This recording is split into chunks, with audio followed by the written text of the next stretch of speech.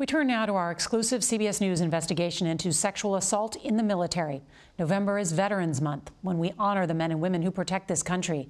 But who is protecting them?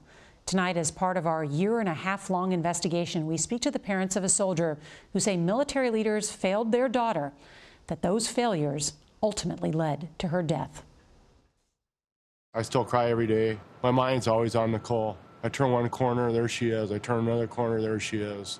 Steve and Stacy Burnham say their daughter, Army Private Second Class Nicole Burnham, was sexually assaulted in June of 2017 within 2 months of arriving at Camp Casey in South Korea. There was an incident involving multiple male soldiers.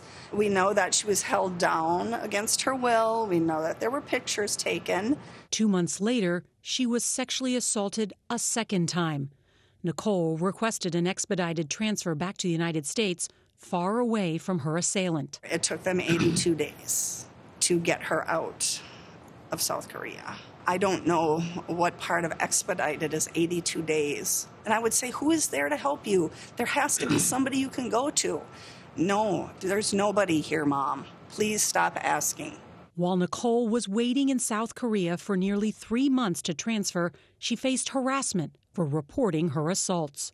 Official witness statements say Nicole was called a whore, slut, and deserving of rape, and that the verbal harassment led to feelings of ostracism and self-isolation. The Army can deploy thousands and thousands of troops during a war situation within 24 hours, and they can't expedite our daughter off a base after 2 sexual assaults. Unable to leave South Korea, Nicole became suicidal. Her direct supervisor knew, but failed to report her suicidal ideation up the chain of command, even though it was a mandatory reporting requirement. How do you think she felt about how the military responded to her when she reported these assaults? I'm sure she was scared to death. I'm assuming, this is not what I expected. I signed on the dotted line to serve and protect my country. And who is here to help me and protect me? A few weeks before Christmas, Steve and Stacy welcomed their daughter home. Even at home, when she came home, in her bedroom, she locked the door and pushed a dresser up against it. And it was like, Nicole, you're home. She's like, you don't understand. 2 weeks later, Nicole had to report to her new assignment in Colorado. When Nicole got to Fort Carson, did her command know that she had been a victim of sexual assault? No, that was not communicated to them. And it was supposed to have been communicated Yes. to them. Again, just another complete failure of the Army.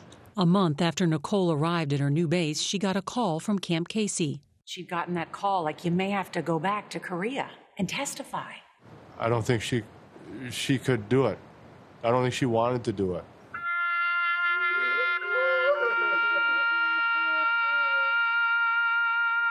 The next morning, Nicole was found dead in her barracks room. She died by suicide. We have a report from the military, and the very last paragraph says that they didn't think she was mentally sound at the time of her death due to multiple sexual assaults and systemic harassment over a substantial period of time. According to the military? According to the military. They knew this, and they did nothing until they sent us home a flag-draped coffin.